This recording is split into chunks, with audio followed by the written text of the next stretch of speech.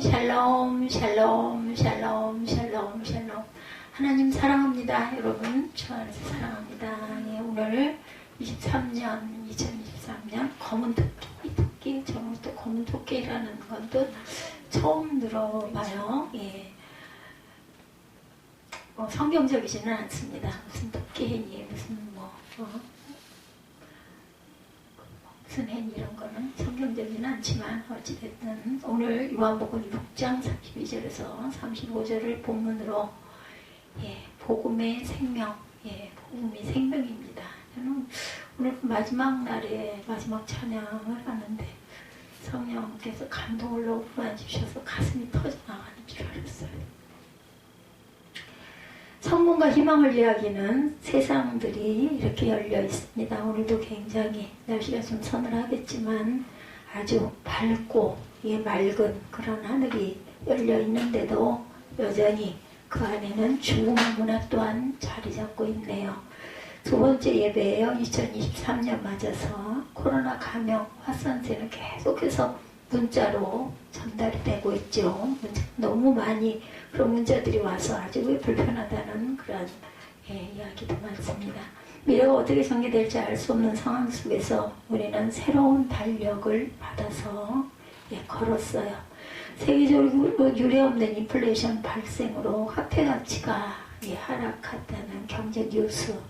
우리나라의 경우 소비자 물가가 급상승해서 월급을 제한 모든 게 다 올랐다. 많이 올랐죠.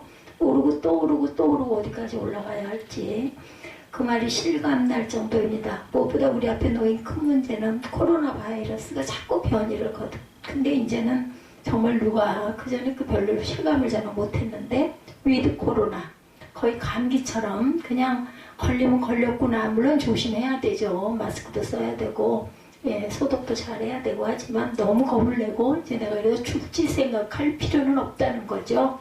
그렇게 되다 보면 또 힘도 생기지 않겠습니까? 이까지 것쯤이야 하는 담대함도 생길 것이고 그 넘어서서 함께 그냥 오면 와라. 우리 독감 어쩔 수 없잖아요. 독감이 걸리기도 하지만 예방주사 맞으면서 가야 되겠죠. 이렇게 수많은 사람들이 전염병으로 목숨을 잃는 모습 참으로 허망하다 이런 생각이 들기도 합니다. 2021년 말 통계라고 하네요. 코로나로 사망한 사람의 수가 전 세계적으로 530만 명 정도라고 하네요. 죽음의 그림자가 깊게 드리워진 현실의 세계 그대로 보여주죠. 제가 아까 말씀한 것처럼 성공과 희망을 이야기하는 이 세상에 죽음의 문화 또한 자리 잡고 있다는 것. 그러나 죽음의 그림자는 코로나 그 이전부터 있었습니다. 코로나 발생 이후 우리나라에서 코로나로 사망한 사람의 숫자가 약 5,000명에 이른다고 하네요. 많지 않죠. 누적된 숫자이기도 합니다. 2년여 동안 2022년까지 19년 말에 시작이 됐으니까. 그런데 2020년 한 해 동안 우리나라에 스스로 목숨을 끊는 통계이다 보니까 20년까지 목숨을 끊는 사람의 숫자, 한 해 동안 목숨을 끊는 사람의 숫자는 13,000명이라고 그러네요. 코로나로 인해 5,000명이 죽어가던 2년 전의 기간을 합산해 본다면 우리나라에서 목숨을 스스로 끊은 사람의 숫자가 26,000여 명에 이른다. 우리가 살고 있는 사회 여러분들 어떻게 진단하십니까? 우주로 로켓을 발사하고 민간 사업자들이 우주여행을 부추기고 있는 이때의 상황입니다. 현재 상황. 끊임없는 의학 발전, 생명공학의 발전, 그리고 인간의 비밀을 풀어내는 과학적 지식들이 계속해서 쏟아지고 있어요. 하늘을 날고 자동차, 자율주행 자동차들이 많이 등장을 해서 요즘에 차량을 구입하신 분들은 아마 자율주행을 하죠. 크루즈라고 하나요? 그걸 걸면은 그냥 사람은 그냥 핸들에 가만히 손만 얹고 있으면 다른 거를 해도 상관이 없을 정도로, 물론 너무 믿으면 안 되겠지만 자율주행을 잘해서 오히려 그렇게 하는 게 연비가 아주 좋다고 합니다. 이런 세상, 그것과는 또 달리 우리 생명이 사라지고 약해지는 위기의 시대를 또한 겪고 있다는 것. 온 세상이 전염병으로 신음하는 모습이 바로 정확한 전염병뿐만이 아니죠. 의학이 발달할수록 경쟁이라듯이 희귀병들이 발생돼서 퍼져가고 있습니다.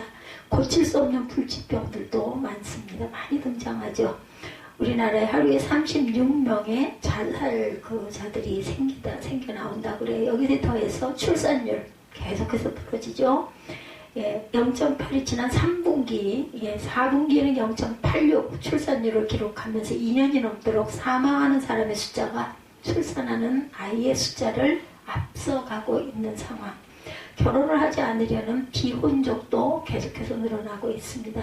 만일 이 나라가 살만하다면 아이를 왜 안 낳겠어요? 그렇죠?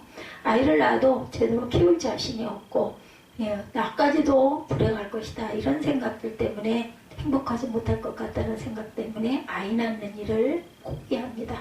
제가 한 20년 전에 그때 참 산하지 않는다고 한 집에 둘만 낳자, 그 다음에는 한 집에 하나만 낳자, 그 다음엔 한 집 건너 하나 낳자 이랬어요. 그때 제가 그런 생각을 했거든요. 이러다가 나중에 아이들이 없어서 이제 또 인구 문제로 고민을 할 때가 있을 수도 있는데 왜 이렇게 아이를 낳지 말자, 한 집 건너 하나 낳자 소리까지 나왔을까 그랬는데 지금 20년이 조금 넘은 이 시간에 딱 들어맞네요. 그 생각했던 게 우리나라 문제가 지금 인구가 자꾸 줄어가고 노년 인구만 자꾸 늘어가는 게 문제라고 합니다. 자동차가 중고차가 망했대요. 중고차 시장이. 차를 사려고 하는 사람이 없고 내놓는 사람만 많아가지고 그래서 정말 굶어 죽게 생겼다 이런 얘기를 뉴스에서 제가 봤습니다. 멋진 자동차가 만들어지고 멋진 세상이 만들어지는데도 불구하고 생명을 낳지 않는 우리 모습을 깊이 생각해 봅니다. 이 땅에 드리워진 죽음의 문화는 이뿐만이 아니죠. 성폭행을 당하고 우울증을 앓다가 죽음을 당한 사람들의 이야기는 어제 오늘의 이야기가 아니고 왜 이렇게 정신질환자들이 그렇게 많은지 몰라요. 제가 가난하게 어렵게 살았던 20수년 전에는 이런 사람들이 별로 없었어요. 누구에게 무슨 말로 좀 폭행을 당하고 그런 소리를 당한다고 해서 그것 때문에 정신질환이 걸리는 일은 없었습니다. 그냥 그럴 수도 있지 하고 넘어가고 자녀들을 부모님들이 조금 지나치게 때리고 야단치고 한다고 해서 아이들이 그걸로 인해서 상처를 받는다 이런 것도 없었고 당연히 부모에게 야단을 맞을 수도 있지 부모님의 성격에 따라서 좀 매를 많이 맞는 아이들도 있고 했지만 그걸로 인해서 경찰서에 신고하는 일은 없었어요. 요즘에는 딸하고 엄마가 싸워가지고 엄마가 딸을 경찰서에다 신고하고 고소하고 딸이 엄마를 하는 걸 지난번에 제가 신문에도 봤지만 이런 부분의 뉴스도 올라와 있는 걸 봤습니다. SNS에 퍼져 있는 악플을 견디다 못해서 죽게 된 사람들의 이야기 또한 너무나 흔하죠. 너무 잘 아는 이야기예요. 묻지마 폭행, 가족 간의 폭력, 살인 등 손에 다 꼽을 수 없을 만큼 이야기들이 우리 주위를 가득 채우고 있습니다. 노사가 대결을 하고 남녀가 대결을 하고 이념이 충돌하고 서로 원수처럼 싸우고 죽이려 드는 문화가 오늘 우리의 문화가 되어버렸다는 거. 원치 않는데 편을 가르고 증오를 부추기고 서로를 끊임없이 괴롭히는 모습이 우리 사회의 모습입니다. 이러한 죽음의 문화는 기후변화나 환경오염으로도 나타나고 있습니다. 기후변화로 발생한 홍수, 가뭄 등으로 유럽에서는 수만 명이 수해로 죽거나 피해를 보는 사례들이 여기저기서 외신을 통해서 증거되고 있죠. 한마디로 말하면 생명이 약해지고 사라지는 현실이기도 하다. 생명이 경시되고 죽어가고 있습니다. 문명, 의학, 과학이 발전하고 생활은 점점 편리해지는데 생명들은 도리어 약해지고 사라지고 죽어가는 것. 아니 과학이 발전하면 조금 여유가 있어야 되는데요. 제가 볼 때는 20몇 년 전보다 지금이 더 여유가 없어요. 왜 이렇게 바빠요? 정신이 없죠. 그죠? 이것이 오늘 우리의 상황이라는 점을 우리가 참 깊이 묵상하고 생각해 봐야 합니다. 죽음의 문의 반대편에는 생명의 하나님이 반드시 계시다라는 것. 제가 성경을 보다가 보니까 그 말씀에 제가 꽂혀 있어요. 죄송해요. 장절은 잊어버렸어요. 저는 장절을 참 요즘에는 더더군다나 노력도 하지 않고 신학교 다니고 할 때는 막 그걸 써놓고 외우기도 했는데 근데 꽂혀있는 거는 오래오래 갑니다. 하나님이 그 만세전에 택정한 자들을 믿는다. 이런 말씀이 딱 성경에 보이는데요. 그게 큰 활자로 제 가슴을 탁 겨냥을 하더라고요. 그러면서 마음으로 주님 감사합니다. 우리 마음대로 되는 게 아니에요. 교회를 아무리 다녀도 다녀보려고, 그것도 참 귀한 마음이죠. 오는데도 아무런 감동이 오지 않고, 또 어떤 사람은 막 성경이 너무나 달다고 계속 성경을 읽는 사람도 있잖아요. 뭐가 저렇게 그 성경 말씀이 좋아가지고 저렇게 밤을 새워가면서 읽을까 할 정도로 그런 분들도 계신 거예요. 사람마다 좀씩 다르지만 믿음이. 그런데 정말 감사한 거는 내가 예수를 믿는다라는 거, 예수님을 믿는다는 거. 그 주변의 청소년들하고 얘기를 하다 보면 글쎄 그런 것 같기는 한데 확실하게 내가 증거를 받을 수는 없다. 하나님이 살아계시다는 거를 그렇다고는 하는데 믿고 싶은데 내가 그거를 느끼지를 못한다. 정말 살아계시구나. 이걸 좀 느끼고 싶은데 느껴보지 못한다. 이런 이야기를 제가 들었습니다. 안타깝죠. 아무리 말을 해도 본인에게 믿음이 오지 않으면 어쩔 수가 없는 건데 하나님의 만세전에 택정한 자들은 믿는다라는 말씀. 그렇다면 우린 기도해 줄 일밖에 없어요. 요즘 제가 얘기했지만 요즘에 청소년들이 그 부분이 상당히 예전에는 목소리를 못 냈기 때문에 엄마가 교회 가자 하면 끌려가고 예배드리고 했는데 요즘엔 어때요? 나 안 가, 나 싫어, 나 그 교회 가고 싶지 않아 이러면은 자꾸 권하다가 나중에 강제할 수는 없으니까 그냥 두고 어떻게 해요? 기도할 수밖에 없다. 저도 그 얘기를 했습니다. 기도해야지 어떻게 별 수가 없다. 우리 인간의 힘으로 사람의 힘으로 또 그리고 저희가 행할 건 있어요. 예수님이 하나님이 살아계시다라는 것을 몸으로 보여주는 거, 내가 사랑으로 실천하는 거. 그렇게 해서 엄마가 믿는 아니면 아빠가 믿는 하나님 나도 믿을래 이런 마음이 들도록 모범을 보여야 된다. 근데 삶이 어떻습니까? 꼭 그렇게 꼭 보여줄 만큼 그렇게 아주 거룩한 그런 생활을 할 수만은 없다 보면 다툼도 있고 싸움도 있고 비방도 있고 있습니다. 그래서 정말 우리 먼저 믿은 저와 여러분들이 정말 조심해야 되겠고 사명이 크구나 하는 생각을 했어요. 그래 분명하게도 우린 죽음의 문화가 가득한 올해 세상을 두 번째 주일인데도 불구하고 제가 증거할 수밖에 없어서 증거합니다. 있으니까 사실이니까 현실이니까. 우리 적을 알면 어떻게 그래요? 적을 알면 우리가 싸움에서 백전백승할 수 있다고 그러죠. 세상은 이런 세상이다 인정해야 합니다. 그렇다면 이런 현실 속에서 우리는 과연 무엇을 할 수 있을까요? 죽음의 문화에 우리는 어떻게 맞서서 대응을 할 수 있을까?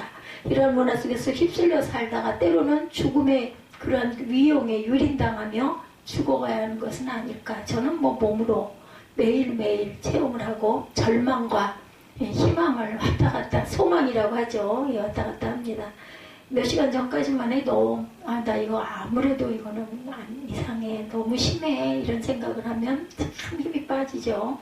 걸음 걷는 것도 힘이 들 정도로 자꾸 결리고 저리고 머릿속은 머릿속대로 땡기고 엉치뼈 뒤는 시큰거려가지고 걸음을 철쭉거릴 정도로 조금만 더 가면은 절겠네 이런 생각이 들 정도이고 예배는 드려야 되는데 얼마나 제가 답답하겠어요.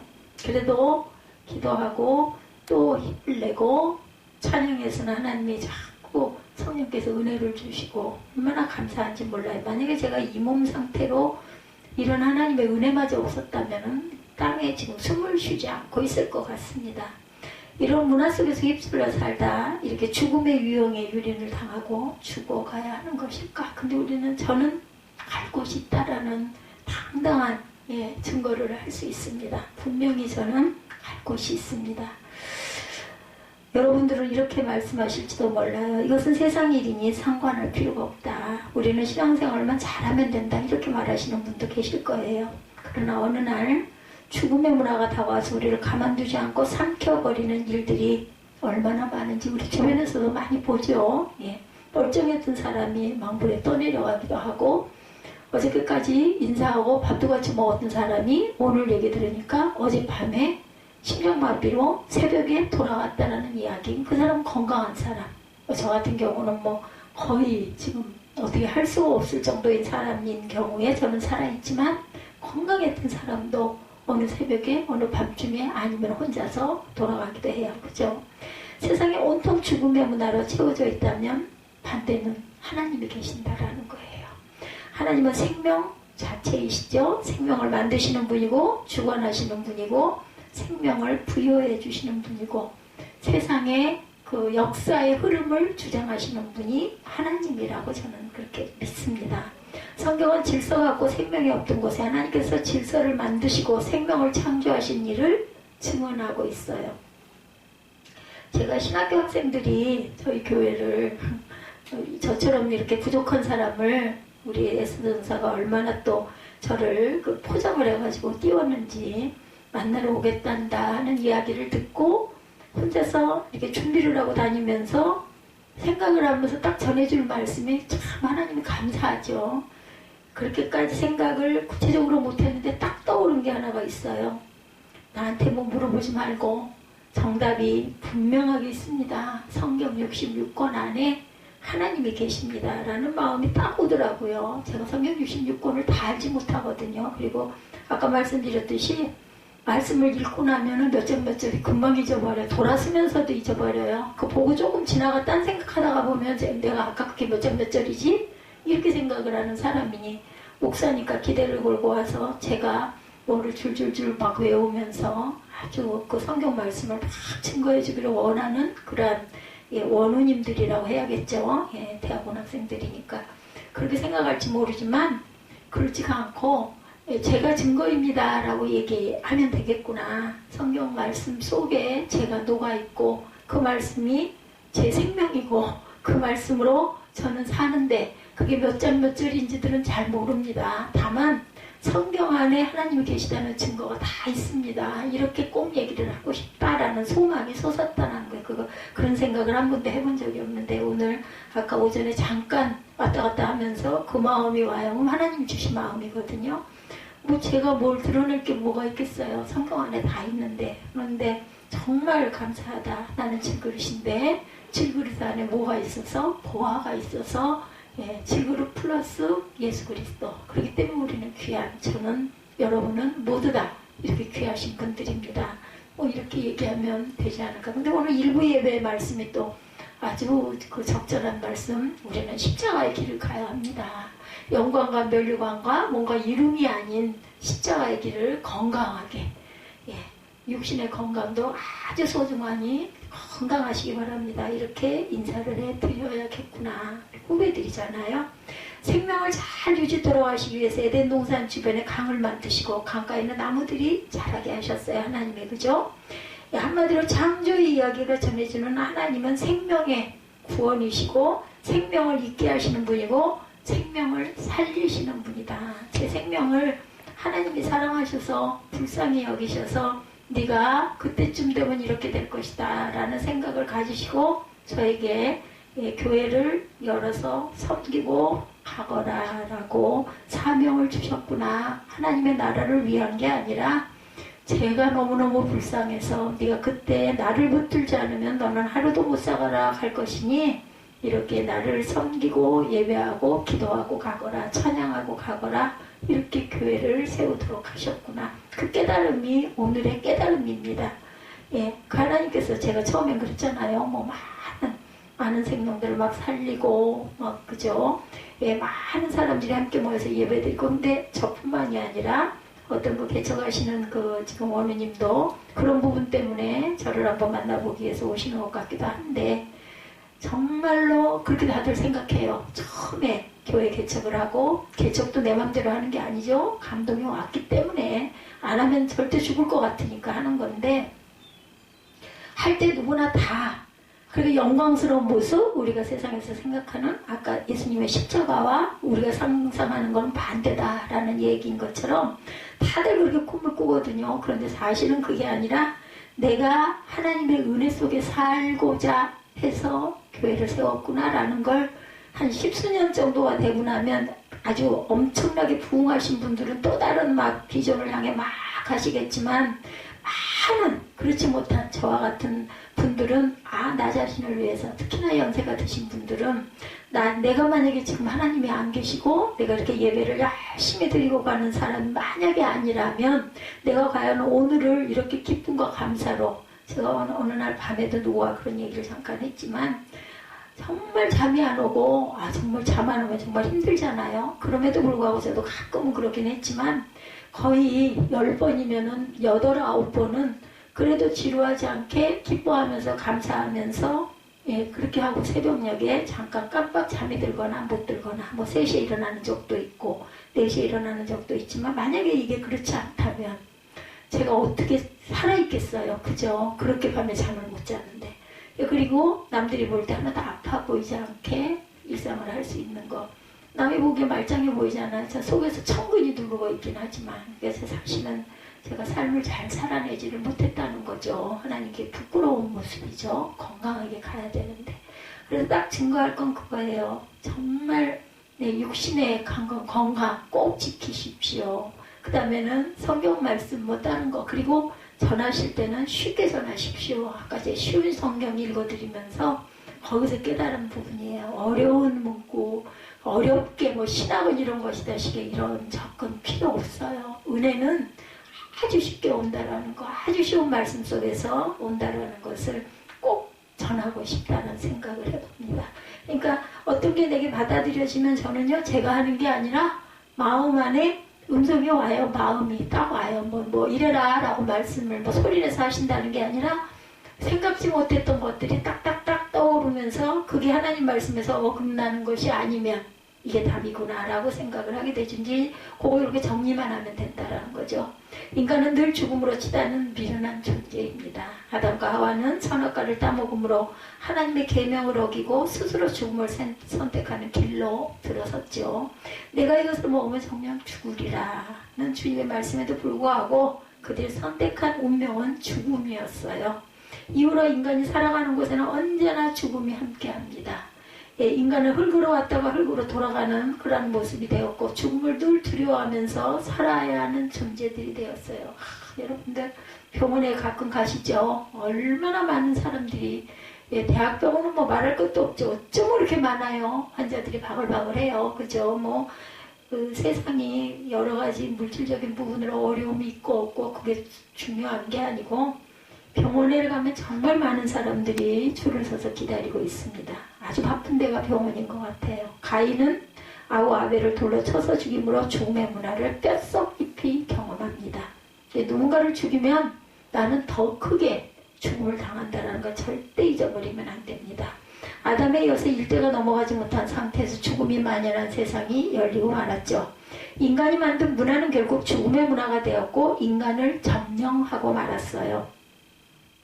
반면에 하나님은 어떤 분이에요? 살리시는 분이시죠. 생명의 근원이 되십니다. 하나님은 모든 인류를 살리기를 원하셔서 지금도 심판의 때를 늦추고 계시죠. 악한 자 한 명까지도 돌이키기를 바라고 시간을 주고 계십니다. 가인이 아벨을 죽이고 유의하는 자가 될 때에도 하나님께서는 그에게 표를 주셨죠. 모든 사람으로부터 죽임당하지 않도록 내가 너를 보호하겠다. 만약에 너를 누군가가 해야 하는 자가 있으면은 그 벌을 7배를 주겠다라고 얘기하시죠. 하갈이 이스마엘과 함께 아브라함의 집에서 쫓겨나서 브엘세바 광야에서 방황하다가 물이 없어서 죽어가던 때에 눈을 열어주셔서 샘을 발견하게 하시고 살려주신 이야기는 성경에 나오는 살리시는 하나님의 이야기 중 하나일 뿐입니다. 인간의 죄로 세상은 점점 죽음의 세상으로 변해가고 있지만 하나님은 죽음의 세상 속에서 살아가는 인간을 사랑하시고 끝까지 살려내시기를 원하신다. 왜요? 하나님이 만드셨기 때문에 우리 모두를 악한 자까지도 만드셨잖아요. 지으셨잖아요. 악해진 거죠. 요한복음은 하나님께서 인간을 구원하시고자 죽음에 둘러싸인 세상에 어떻게 오셨는지를 어둠과 빛의 대비로 표현하고 있습니다. 요한복음 1장 1절에서 4절 잘 아시는 말씀이죠. 1장이니까 보실 수 있으시죠? 요한복음 1장 1절에서 4절 함께 봅니다. 태초에 말씀이 계시니라. 이 말씀이 하나님과 함께 계셨으니 이 말씀은 곧 하나님이시라. 그가 태초에 하나님과 함께 계셨고 만물이 그로 말미암아 지은 바 되었으니 지은 것이 하나도 그가 없이는 된 것이 없느니라. 그 안에 생명이 있었으니 이 생명은 사람들의 빛이라. 이 생명 안에 있는 사람들의 빛이 뭐예요? 바로 우리의 생명입니다. 살아있는 생명. 참빛 곧 세상에 와서 각 사람에게 비치는 빛이 있었나니 요한복음 1장 9절에서 12절입니다. 그가 세상에 계셨으며 이 세상은 그로 말미암아 지은 바 되었을 때 세상이 그를 알지 못하였고 자기 땅에 오매 자기 백성이 영접하지 아니하였으나 영접하는 자 곧 그 이름을 믿는 자들에게는 하나님의 자녀가 되는 권세를 주셨어요. 권세 아시죠? 우리가 그 권세를 갖고 있으면 우리도 예수님하고 동일하게 생명을 받는 거죠. 무슨 생명? 영생의 영원한 생명. 하나님께서는 빛과 어두움의 대비를 통해서 죽음과 생명의 세상을 비교하시면서 이 땅에 참 생명을 보내주셨다 이렇게 단언을 하죠. 그리고 이 보내신 분을 믿는 자들은 하나님의 자녀가 되는 권세, 즉 새로운 생명으로 태어나는 특권을 주셨다. 영생의 생명을 주시죠. 요한복음 1장 12절입니다. 영접하는 자, 곧 그 이름을 믿는 자들에게는 하나님의 자녀가 되는 권세를 주셨으니. 아멘. 이렇듯 성경은 죽음의 세상에 생명을 주시기 위하여 오신 참 생명에 대해서 증언합니다. 어디에요? 성경에. 예수님은 이 세상이 알지 못하는 참 생명이시고 생명을 가지고 이 땅에 오신 하나님의 아들이시죠. 그렇다면 하나님을 믿는 자녀에게 주시는 생명이란 무엇일까요? 이 세상에 알지 못하는 생명이란 어떤 생명일까요? 죽음의 권세가 예수님을 십자가에 매달아 죽였지만 사흘 만에 부활하셨죠? 보다 분명하게 말한다면 하나님께서 죽은 그리스도를 사흘 만에 다시 살려내셨어요. 즉 죽음의 힘이 가둘 수 없는 이것이 바로 하나님께서 우리에게 주시는 참 생명입니다. 죽음의 세계에다가 가둬놓을 수가 없어요. 잠깐 숨이 끊어지지만 우리는 새로운 생명을 받아서 영원한 세상으로 가는 거죠. 그래서 또 하나의 문이다 이런 얘기도 해요. 죽음이라는 것은 죽은 다음에 우리가 가야 할 곳이 있기 때문에 이것이 우리의 믿음이기도 합니다. 요한복음 6장에서 예수께서 떡을 달라는 무리를 향하여 말씀하시죠. 6장 32절에서 35절 보면 예수께서 이르시되 내가 진실로 진실로 너에게 이르노니 모세가 너에게 하늘로부터 떡을 준 것이 아니라 내 아버지께서 너에게 하늘로부터 참 떡을 주시나니 하나님의 떡은 하늘에서 내려 세상에 생명을 주는 것이니라. 하나님이 주시는 떡은 생명이에요. 그들이 이르되 주여 이 떡을 항상 우리에게 주소서. 예수께서 이르시되 나는 생명의 떡이니 내게로 오는 자는 결코 줄이지 아니할 터이요 나를 믿는 자는 영원히 목마르지 아니하리라. 잘 아시는 말씀이죠. 이 말씀에서 예수님은 잠시 위로를 주는 떡, 잠시 배부르게 하는 떡과 영원한 위로가 되는 떡, 영원히 우리를 배부르게 할 떡을 구별하십니다. 예수께서 이 땅에 가져오신 생명은 영원히 목마르지 않는 영생수이며 결코 줄이지 않게 하는 생명의 떡이라는 거예요. 그러므로 짙게 드리워진 죽음의 세상, 죽음의 문화, 어둠의 문화를 극복하고 다시 살려내는 열쇠는 참 생명이신 예수 그리스도에게 있다라는 거죠. 그래서 제가 아까 죽음의 문화, 죽음의 세상, 어쩔 수 없이 이러이러합니다 라고 길게 말씀을 드렸어요. 그분은 세상이 알지 못하는 생명이고 그 생명을 부여하시는 분은 하나님이시죠. 그를 믿는 모든 사람에게 참 생명을 주시는 분이시기도 합니다. 그래서 죽음의 문화는 오직 이 생명으로부터만 극복될 수가 있다. 사회운동이나 문화적인 모습으로 해결될 수가 없어요.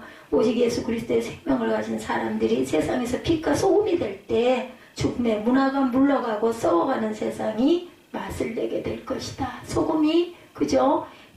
이게 전부 다 녹아서 맛을 내지 않으면 아무 소용이 없다고 그러죠. 길에 버려져서 밟히면 소금의 그 참 능력이 이루어지지 못하는 것처럼 세상을 살리는 사람들, 세상을 살릴 유일한 대안은 하나님이시고 사흘 만에 부활하신 예수 그리스도의 참 생명, 우리는 생명의 사역을 마땅히 감당해내지 못했어요. 참다운 생명을 가진 사람들이지만 생명을 낳는 방식으로 살아가지 못하였고 도리어 죽음의 문화에 동조해서 어둠 속에서 빛을 비추지 못합니다.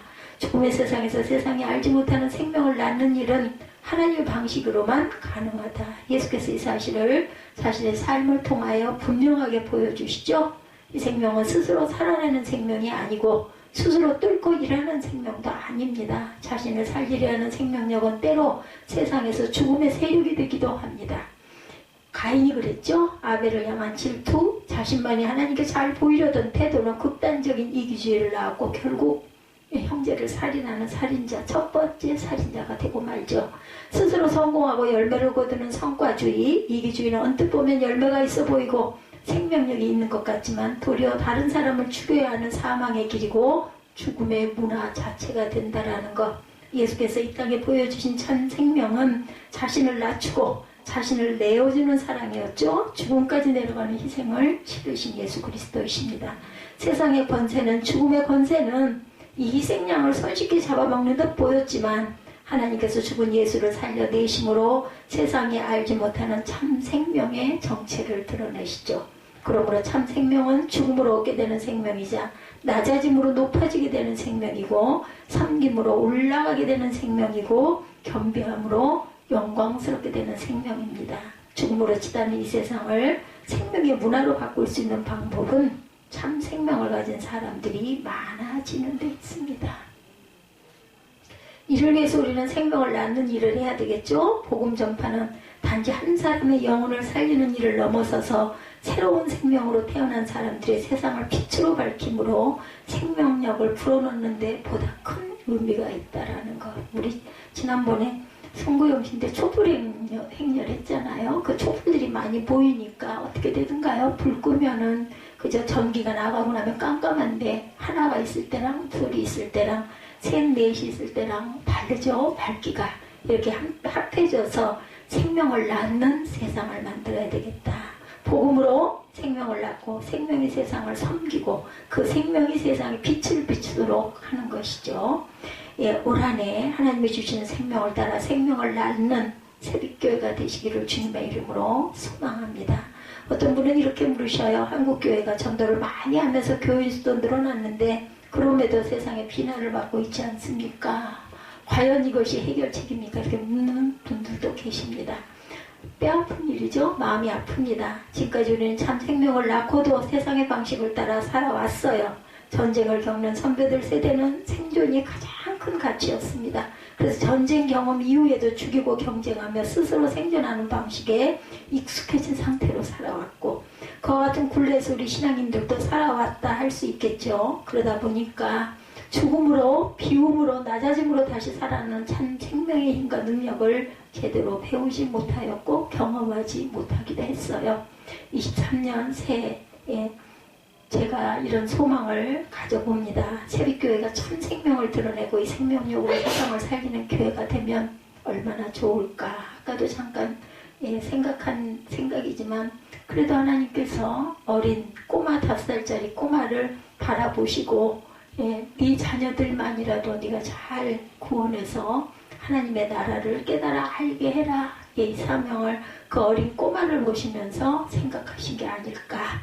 왜냐하면 제가 이렇게 교회에 이 나이에 돌아가면서까지 교회에서 하나님의 은혜를 이만큼 받고 있는 것. 복음으로 생명을 낳고 생명들이 세상을 살리는 교회. 세상에 만연한 죽음의 문화를 극복하고 사회, 정치, 경제, 문화 다양한 영역에서 생명력을 불어넣는 사람들이 우리 새벽교회 성도들이면 참 좋겠습니다. 환경 문제, 기후 문제, 지구의 문제 등 젊은이들이 고민하는 문제들이 많죠. 악플 등 비난과 욕설로 가득한 인터넷 문화도 있습니다. 이런 문제들을 끌어안고 지구를 살리고 세상을 살리고 사회를 살리는 교회들이 많아지기를 바랍니다. 우리가 하나님의 방식으로 생명을 낳고 생명을 전할 때 이 일은 결코 실패하지 않을 것입니다. 작은 촛불 하나가 빛을 내요. 그죠? 깜깜할 때보다 훨씬 우리가 걸어가기 편하죠. 이 생명으로 가정이 다시 살아날 것이고 교회가 살아날 것이고 직장이 살아나고 인터넷 문화가 다시 살아나고 사회가 살아나고 또한 대한민국이 살아날 것입니다. 이 일에 사랑하는 새벽교회 성도 여러분이 함께 동참해 주시기를 주님의 이름으로 축복합니다.